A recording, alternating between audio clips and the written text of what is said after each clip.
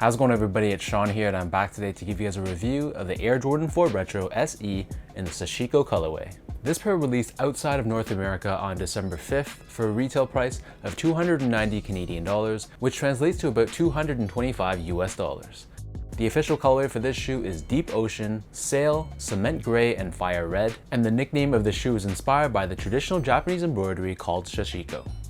So first off, here's a quick look at the box, and this comes in a special edition box which I really like. For the most part, this box is done in this navy blue color. We have this Jumpman and Flight branding on the top, but then found on all sides of the box, we have this random Sashiko inspired print.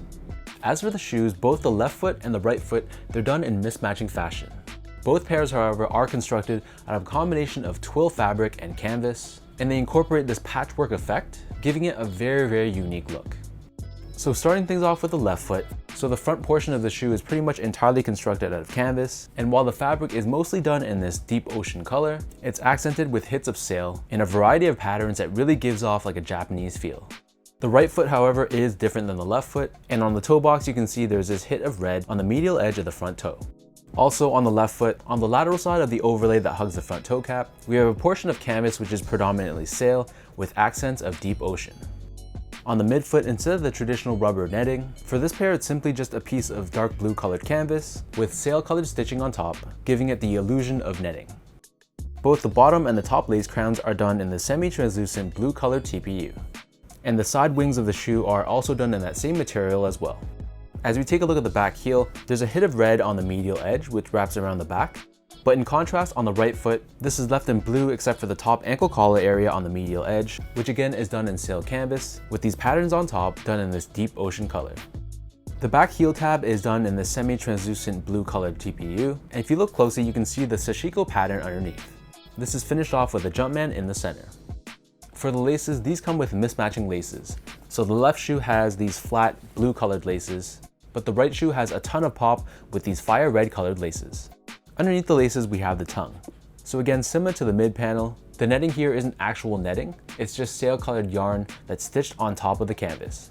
The left shoe has this hit of red on the top of the tongue, whereas on the right shoe, this tongue is left in blue and white canvas. Overlaid on top, we have this canvas tag with a white Jumpman and Flight branding in the center. On the back side of the tongue and the interior of the shoe, the patterns here are also mismatching as well, so you can see that a ton of detail and thought went into this pair. Taking out the insoles, these come with a red-lined polyurethane insole with a Jumpman logo stamped on the heel. So the upper of these Jordan 4s sits atop this polyurethane midsole, which is painted in sail on the bottom and this deep ocean color at the top. Underneath the heel, we have this cutout, which exposes the Nike airsole unit that's found embedded within the midsole, and the air unit itself is colored in fire red. Turning the shoe over to the bottom, here we have your classic Air Jordan 4 outsole. So for the most part, this is done in this sail colored rubber and deep ocean along the middle. In addition to this though, we have this milky semi-translucent rubber found on the back heel as well as the top of the toe. And to complete the look, we have a red Jumpman in the center. So that breaks down the look and the construction of these Air Jordan 4 Sashikos. This is a really wild pair of Jordan 4s and one that's definitely super unique. And I know a ton of you guys are wondering, how do these fit? So generally speaking, I'm a true size 10, slightly on the wider side, and for Jordan 4s, I usually wear between a 10 or a 10.5, depending on the materials that they used. For this pair, however, I found that they did run big. I don't think I've ever had to size down for a Jordan 4 before, but this pair I would definitely recommend going a half size down. For some reason, I don't know if it's the material they used, but they definitely are very roomy. So for me, going down to a 9.5 would give me the perfect fit. Next up, in terms of comfort, so all in all, these feel pretty much like all my other Jordan 4s, so they're not going to be the most comfortable sneaker out there, but this is a retro sneaker from 1989, so the comfort isn't going to be the greatest, but it's going to be fine for just an everyday casual use sneaker. On top of that though, this canvas material was a little bit stiff straight out of the box, and I feel like compared to your traditional leather or nubuck, they probably do require a little bit more break-in time than usual. Last but not least, in terms of the quality and the craftsmanship on this pair, all in all, I was very impressed. With the variety of materials and all the patterns that they used, in my opinion at least, Jordan Brand executed these perfectly. This really feels like a premium and elevated Jordan 4, and regardless of how you feel about the colorway itself, I gotta say the quality was definitely on point, and the craftsmanship in my opinion was perfect.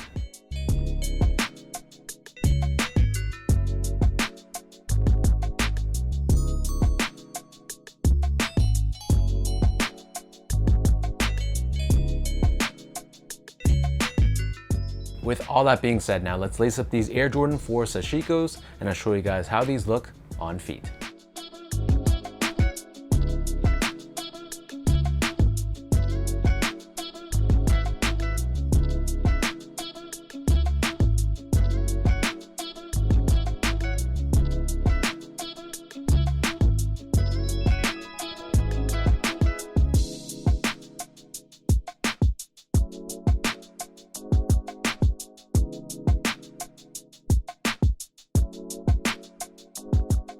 All in all, this is a very solid release from Jordan Brand. I know a lot of people aren't feeling the look of this shoe, which I guess makes sense because this is so far out of the norm from your typical Jordan 4.